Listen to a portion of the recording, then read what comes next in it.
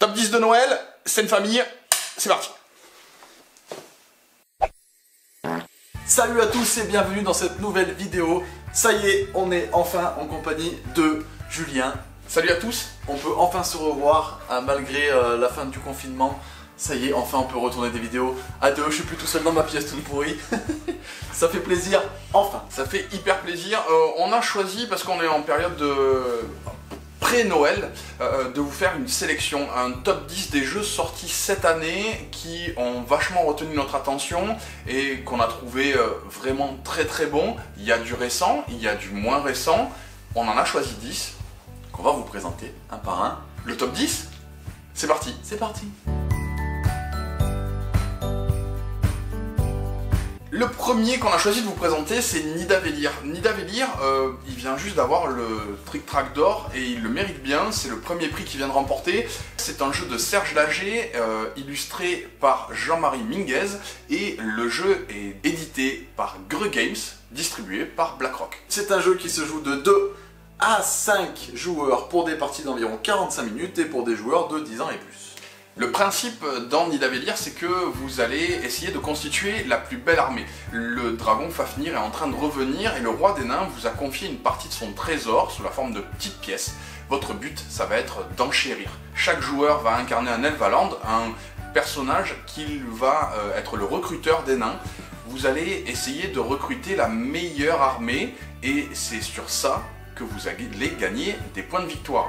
Ça va se jouer en 2 grandes manches où vous allez avoir 2 paquets de cartes différents, 2 grands âges. Voilà, et pour avoir les meilleurs nains dans votre équipe, ça va se jouer grâce à un système d'enchères et avec un système de pièces que vous allez pouvoir acquérir tout au long de la partie en améliorant vos pièces. Et du coup, dans chaque auberge, vous allez pouvoir recruter les meilleurs nains en misant vos pièces les plus fortes pour pouvoir avoir la meilleure armée. C'est exactement ça.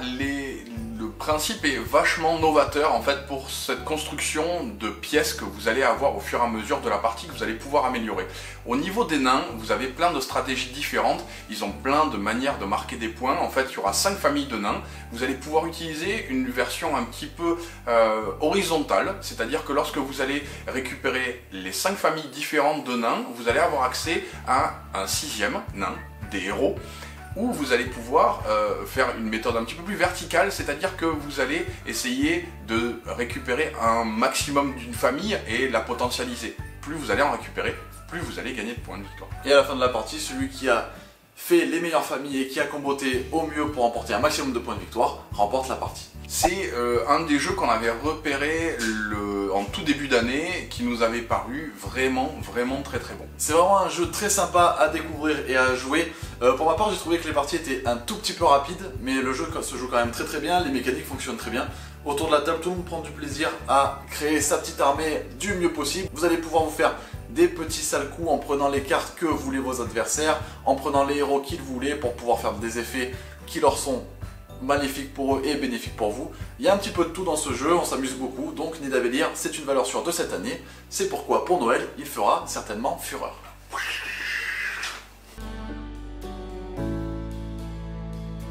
Deuxième jeu de cette sélection des jeux de Noël, on a décidé de vous parler de Parks.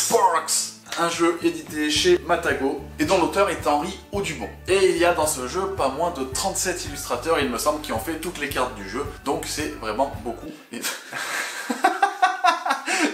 C'est un jeu accessible à partir de 10 ans. Vous allez être autour de la table de 1, il y a une version solo, jusqu'à 5 joueurs pour des parties d'environ 45 minutes.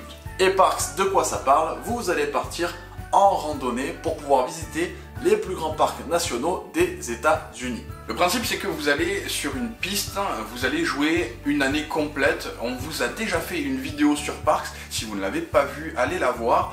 La mécanique de base, c'est que vous allez avoir des petits randonneurs. Ces petits randonneurs vont vous permettre de récupérer des ressources qui vont vous servir à visiter des parcs. Ça va être un jeu en quelque sorte de collection dans lequel vous allez essayer de marquer un maximum de points de victoire. Lors de votre tour, vous allez pouvoir déplacer vos petits randonneurs sur la fresque, vous allez pouvoir bloquer les autres joueurs, vous allez pouvoir leur piquer des parcs que vous souhaitiez visiter avant que eux ne les fassent. Vous allez pouvoir acheter des équipements durant votre partie. Il y a beaucoup de petites mécaniques qui s'imbriquent pour en faire un jeu très beau et très malin. Donc Parks, c'est aussi un très bon jeu de cette année 2020. Salut Luigi. Un toutou.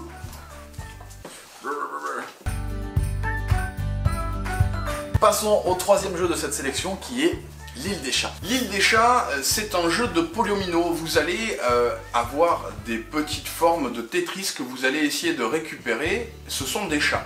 Les chats, ils sont en danger, ils sont sur une île. Vous allez essayer, grâce à votre bateau, de les charger pour marquer un maximum de points de victoire.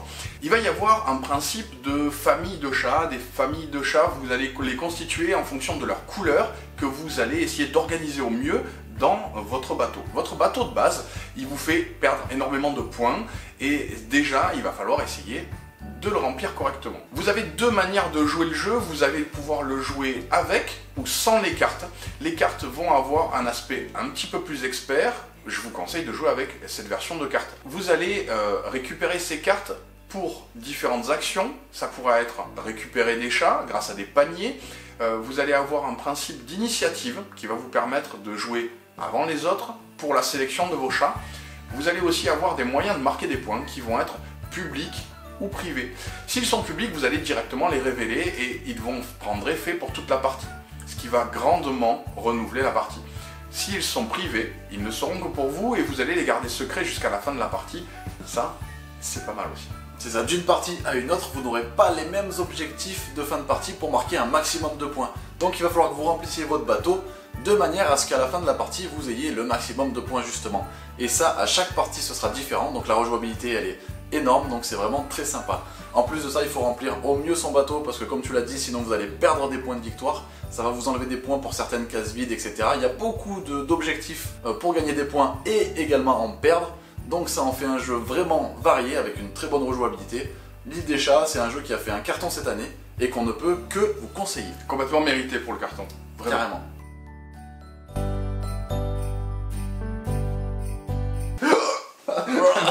Un petit vomi. Merci pour les vomis.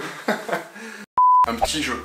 Un petit jeu cette fois-ci. On va parler de The Crew. The Crew. Une grande histoire The Crew parce que vous allez jouer sur 50 missions. Le jeu a reçu le Kennerspiel des Jahres. C'est le jeu connaisseur c'est vraiment un énorme prix pour le jeu qu'il a reçu. Une très haute distinction. Une très haute distinction, c'est vrai.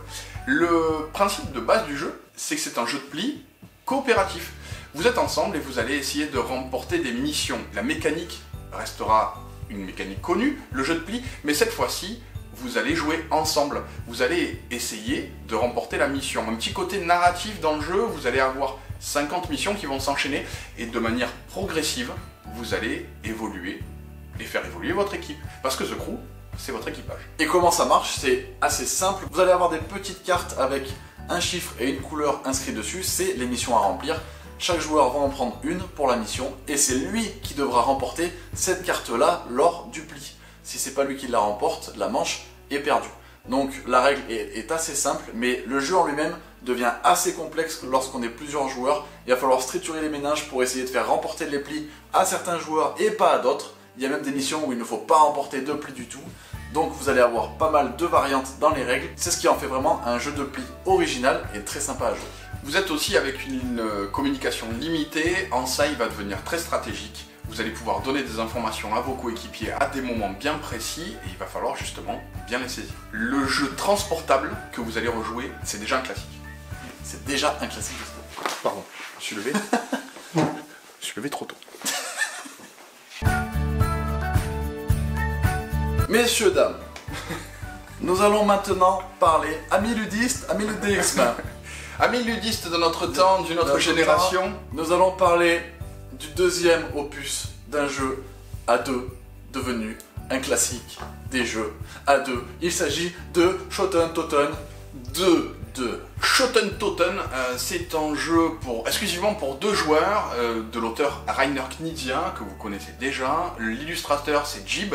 Le jeu est vraiment accessible, hein, on va le conseiller à partir de 8 ans et pour des parties d'environ 20 minutes. Et c'est édité par notre cher compère de chez Yellow. Merci Yellow. Il est incroyable, ne serait-ce que parce qu'il est complètement différent en étant très pareil. Similaire.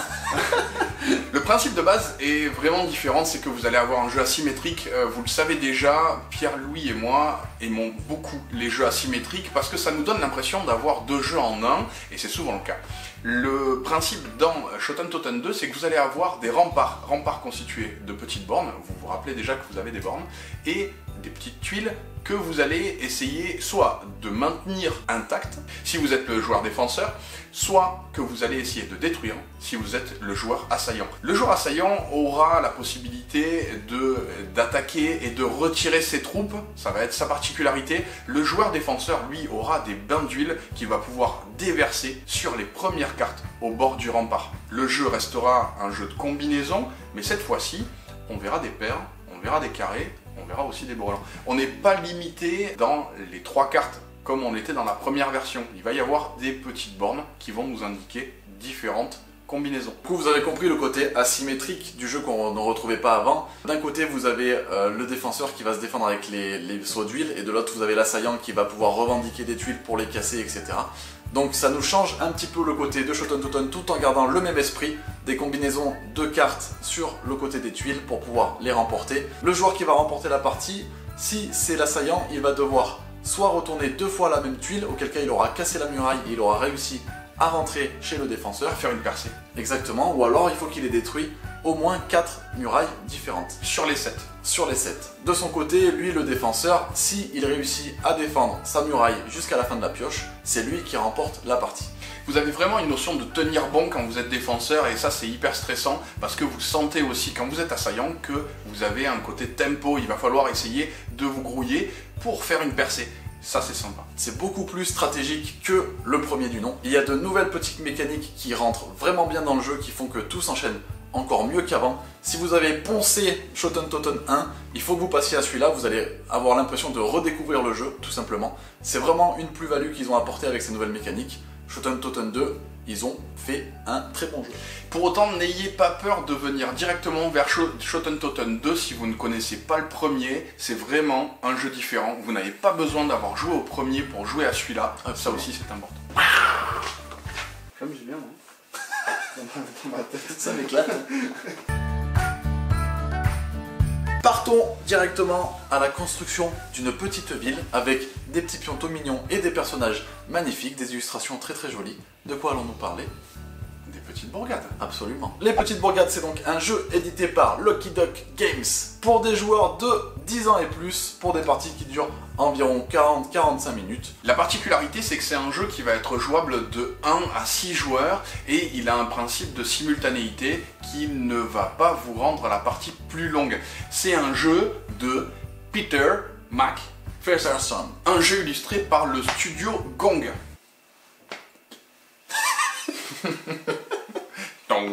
Dans les petites bourgades, vous allez, comme son nom l'indique, devoir construire votre petit centre-ville avec des bâtiments qui sont déterminés en début de partie par des cartes. Vous allez être le maire de votre petit village qui est constitué de 16 cases que vous allez essayer de peupler de manière personnelle et de construire au mieux. Les bâtiments vont avoir des interactions entre eux. Si on prend les puits par exemple, ils devront marquer un point par maison qui leur sont adjacentes orthogonalement. Chaque bâtiment a une spécificité qui lui fera marquer des points selon son placement sur votre plateau, selon s'il est tout seul ou s'il y en a plusieurs. Voilà, c'est comme ça que vous allez marquer des points dans les petites bourgades. Il va falloir donc être stratège sur la position de vos bâtiments pour pouvoir marquer un maximum de points. La particularité, c'est qu'on va énoncer une ressource que tous les joueurs vont prendre simultanément. Par exemple, je vais choisir que ce tour-ci, tous les joueurs, et je suis le joueur actif, on va prendre de la brique. Je vais récupérer un cube de briques comme tous les autres joueurs et le placer sur mon plateau personnel. Au tour du joueur suivant de jouer, il va énoncer une ressource.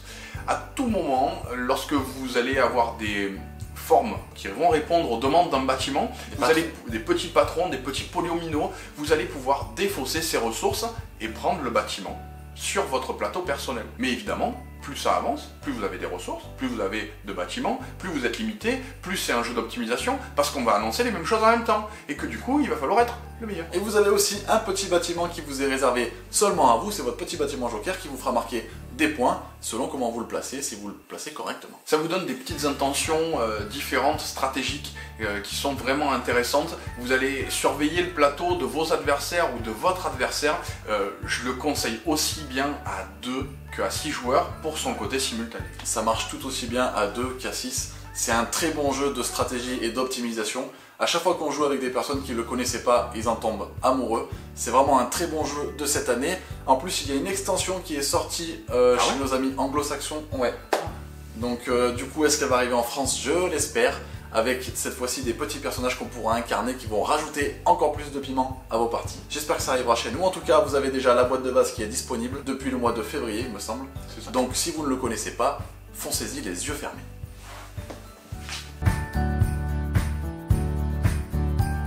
On est parti pour faire une petite escape game avec les meilleurs jeux de la série des escape games pour moi en jeu de société. Il s'agit bien évidemment de Unlock. On vous présente la 8e boîte qui vient juste de sortir, peut-être le cadeau idéal à faire à Noël, un petit peu à tout le monde, dans le sens où même s'ils ne sont pas très joueurs, c'est très fun, ça reste un jeu au croisement entre un jeu de plateau et un jeu d'ambiance.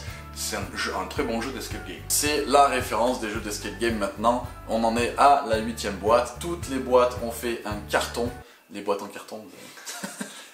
C'est un jeu qui fonctionne très très bien. Dans chaque boîte, vous avez 3 histoires différentes qui sont totalement, eh bien c'est le cas de le dire, différentes avec des thèmes différents. Vous allez avoir 1 heure pour réaliser vos missions grâce à une application qui vous aidera. Et votre but sera donc d'arriver à la fin de l'escape game et à la fin de l'énigme qui vous est posée en début de partie.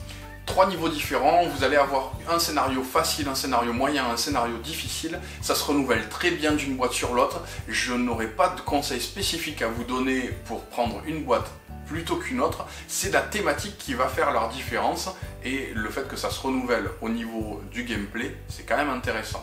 La base du jeu va rester la même, c'est-à-dire que vous allez utiliser des cartes qui vont vous permettre de débloquer un petit peu votre histoire. Il va y avoir un côté linéaire dans la suite. Évidemment, c'est la découverte qui est très sympa. C'est ça, c'est la 8e boîte, c'est pas pour rien. Ils ont fait des histoires différentes à chaque fois. 8 boîtes dans lesquelles à chaque fois il y a 3 histoires. C'est une gamme qui est très complète. C'est la première fois qu'on parle d'Unlock sur la chaîne. Il fallait en parler parce que quand même... On parlera aussi d'une 9e boîte qui est la boîte Star Wars, qui est aussi un très bon moyen de débuter dans la gamme d'Unlock parce qu'ils ont vraiment fait un cycle un petit peu parallèle. Ça crée une nouvelle gamme, une nouvelle boîte, un niveau de difficulté un peu plus sympa, un peu plus facile. C'est ça, avec une thématique qui parle à énormément de monde. Et on n'a pas dit, mais le jeu est quand même édité chez Space Cowboys. Et le jeu est de Cyril Damaged pour l'idée de base, mais ensuite les scénarios ont été développés par des auteurs différents et des illustrateurs différents. Là aussi, on retrouve presque 3 jeux en un. Le renouvellement, il est incroyable. Le jeu a eu l'As d'or en 2017 et du coup, ils l'ont imposé sur toutes les boîtes. C'est plutôt pour le concept que l'As d'or a salué l'idée, que pour une boîte en particulier, foncez. C'est totalement mérité, alors vous pouvez y aller les yeux fermés. On part maintenant en Afrique pour parler d'un jeu de conquête et d'affrontement sorti très récemment, mais qui n'en est pas moins très très bon. Il s'agit de Kitara. Laissez parler vos cœurs de Bongo Bang. Le principe dans Kitara, c'est que vous allez essayer de contrôler un maximum de zones, marquer un maximum de points, faire la guerre sur un plateau où vous marchez déjà sur les pieds. Un jeu édité par Yellow avec du matériel qui est de très très haute qualité. Un jeu de Eric B. Vogel et illustré par Miguel Coimbra, que vous connaissez pour Seven Wonders par exemple. Une partie va durer environ 40 minutes et le jeu se joue de 2 jusqu'à 4 joueurs. Une des particularités du jeu, c'est que vous allez avoir des plateaux de joueurs différents, que vous soyez 2, 3 ou 4. Ce qui adaptera vraiment la confrontation et l'affrontement parce que vous êtes toujours très serré. On va passer rapidement sur les règles parce qu'une vidéo est sortie très récemment sur ce jeu que j'ai fait tout seul pendant le confinement parce que j'étais tout seul, d'accord. Donc vous pouvez la retrouver, je vous mets la petite fiche à droite ou à gauche, je sais plus où ça se trouve. Donc vous retrouverez la totalité des règles dans cette vidéo. On va dire succinctement, en gros c'est un jeu dans lequel vous allez jouer avec des cartes. Vous allez avoir une rivière de cartes, vous allez pouvoir en prendre une durant votre tour et vous allez pouvoir réaliser les 5 actions présentes sur la carte s'il y en a et sur les cartes de tout votre royaume. Vous allez donc pouvoir vous déplacer, affronter un autre personnage, récupérer des points de victoire, recruter des nouveaux personnages, etc.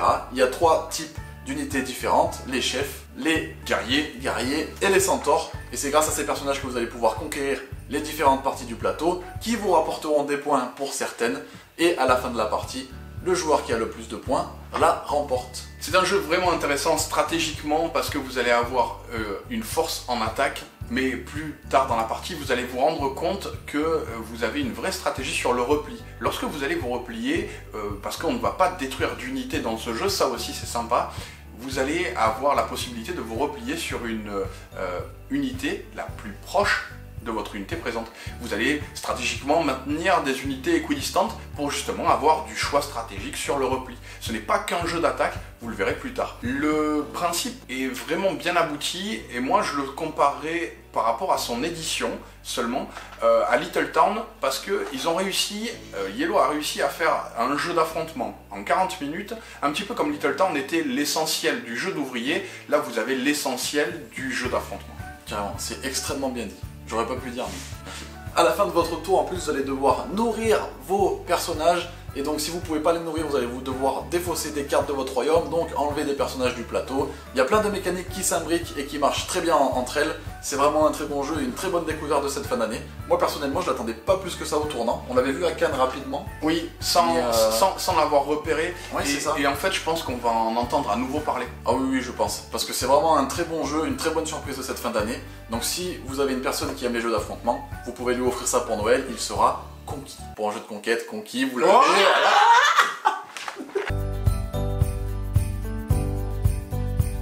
Revenons-en à la préhistoire, à l'ère des hommes des cavernes, puisque nous allons vous parler maintenant de Préhistorise. Vous allez dans Préhistorise incarner un chaman. Vous allez avoir la possibilité d'envoyer vos chasseurs pour récupérer des polyomino que vous allez positionner dans votre caverne. Votre caverne, c'est votre plateau personnel que vous allez essayer de peindre au mieux pour marquer. Non, il n'y aura pas de point de victoire dans ce jeu-là. Vous allez avoir la possibilité de remplir des objectifs. Vous avez 8 totems, et votre but, c'est de vous en débarrasser. Le premier joueur à se débarrasser de ces 8 totems gagnera la partie. Un côté, victoire éclatante, une mort subite. Ça, c'est vraiment sympa dans les jeux. Vous allez acquérir des polyomino pour compléter votre plateau personnel grâce à un système d'enchères et d'initiatives qui sont représentés par des cartes. Durant votre tour, vous allez jouer un certain nombre de cartes qui représentent en quelque sorte vos unités de votre clan. Et vous allez pouvoir choisir sur le plateau de jeu le polyomino que vous pouvez prendre avant ou après vos adversaires selon l'initiative. Le principe, c'est que lorsque vous allez engager vos chasseurs, vous allez les positionner face cachée simultanément et en fonction de leur force, vous allez avoir accès à plus ou moins de petits carrés sur votre polyomino. Plus vous engagez des chasseurs forts, plus vous allez choisir en dernier parce qu'ils vont être moins rapides. Par contre, si vous envoyez un petit chasseur, il est hyper rapide, il est vif comme l'éclair. Peut-être qu'il sera blessé, peut-être que vous n'allez pas récupérer autant de cartes qu'à la manche précédente. Mais vous aurez tenté. C'est hyper malin dans le sens où vous allez avoir ce côté objectif. Des objectifs qui sont communs au début de la partie, connus de tous, et vous allez avoir la possibilité de faire des lignes, de faire des colonnes, d'avoir la récupération d'un animal légendaire, ou encore de remporter un des 3 objectifs prévus pour cette partie sous la forme de cartes. Le jeu se renouvelle très bien, il est très accessible, on n'a pas du tout parlé du badgeage. Non. Le jeu est accessible, je vous le disais, il est à partir de 8 ans pour des parties d'environ une demi-heure. Le jeu se jouera de 2 à 5 joueurs. Le jeu, il est illustré par Camille Chaussy, de très belle manière, que vous aviez déjà vu pour Grandbois par exemple. Vous connaissez déjà les auteurs, Alexandre Émérite et Benoît Turpin. Benoît Turpin, que vous connaissez par exemple pour Welcome to Your Perfect Home. Et du coup, ils ont sorti Préhistorise récemment, qui est un jeu extrêmement malin et accessible, comme on l'a dit. Vous allez passer de très bonnes parties, que ce soit avec vos amis, mais aussi votre famille et vos enfants, parce qu'ils vont bien pouvoir assimiler et comprendre le jeu. Donc Préhistorise, c'est encore une fois une très bonne surprise de cette fin d'année, que nous pouvons que vous conseiller une fois de plus. C'est un jeu qu'on avait découvert au festival de Vichy. Pour moi, ça a été vraiment un coup de cœur du festival parce que j'ai trouvé que le matériel, la mécanique de cette mort subite, les petits polyomino que vous alliez organiser étaient vraiment très sympa. Le matériel est d'une super bonne qualité. Mais c'est pareil, une surprise, on s'y attendait pas. On est arrivé, l'auteur il nous a dit « Allez, asseyez-vous, on va faire une petite partie ». On commence à jouer et quand tu ressors de la table et que t'es conquis, le pari est gagné. Franchement, bravo messieurs. Un jeu édité par Flying Games et distribué par BlackRock. Partons maintenant pour le dernier jeu de cette sélection de 10 jeux pour Noël. Et on a gardé le meilleur pour la fin. Enfin, de mon côté, pour moi c'est le meilleur pour la fin. Puisqu'on va vous parler d'un jeu qu'on a également découvert au festival de Vichy grâce à notre compère monsieur Damien qu'on salue dans cette vidéo. Il s'agit de Micro Macro Crime City. Le principe dans Micro Macro Crime City, c'est que vous allez être dans un jeu au croisement entre Où est Charlie et un jeu d'enquête. Le jeu d'enquête est un petit peu particulier, c'est que vous allez avoir déjà cette ville est horrible. C'est la ville du crime, il y a des morts partout. Vous allez jouer sur une énorme carte. Cette carte est d'un trait hyper fin. Ça va vous permettre de reconnaître n'importe quel personnage. Ça va vous permettre de reconnaître n'importe quel endroit. Et vous allez commencer à connaître cette ville au fur et à mesure de la partie. Les détails sont fous. C'est dingue. Vous allez avoir des suites chronologiques qui vont vous permettre de repérer un personnage plusieurs fois dans une même chronologie de son histoire. Vous allez du coup pouvoir remonter en arrière et savoir ce qu'il a fait avant d'être tué, ou encore ce qu'a fait l'assassin après, ou ce qu'il avait déjà fait avant. Vous avez plein d'histoires que vous allez pouvoir suivre les unes différemment des autres, avec des niveaux de difficulté différents. C'est un jeu de Johannes Sich. Vous allez avoir à l'intérieur de cette boîte 16 enquêtes différentes, de niveaux différents, je vous le disais, avec un système d'étoiles qui vont vous permettre de les faire dans l'ordre. Vous allez déjà avoir de quoi faire. Deux manières principales de jouer dans Micro Macro Crime City, c'est que vous allez pouvoir lire la première carte et vous trouver, avec un système de coordonnées, le mort que vous cherchez, ou des indications qui vont vous permettre de savoir que par exemple il a côté du parc Neptune. Vous allez commencer comme ça à connaître un petit peu votre carte et la vivre de manière un petit peu différente. Suite à ça, vous allez pouvoir le jouer en mode expert. Dans ce cas-là, vous vous faites tout seul l'explication et vous essayez de tenir compte de tous les indices. Ou vous le faites avec un mode un petit peu plus guidé, et dans ce cas-là, vous retournez carte par carte, qui va vous permettre d'avoir une question à laquelle vous essayez de répondre. Dans la version expert, vous allez prendre cette série de questions uniquement à la fin de votre prospection et de votre enquête personnelle. Et si vous réussissez à répondre à toutes les questions, vous avez remporté la partie.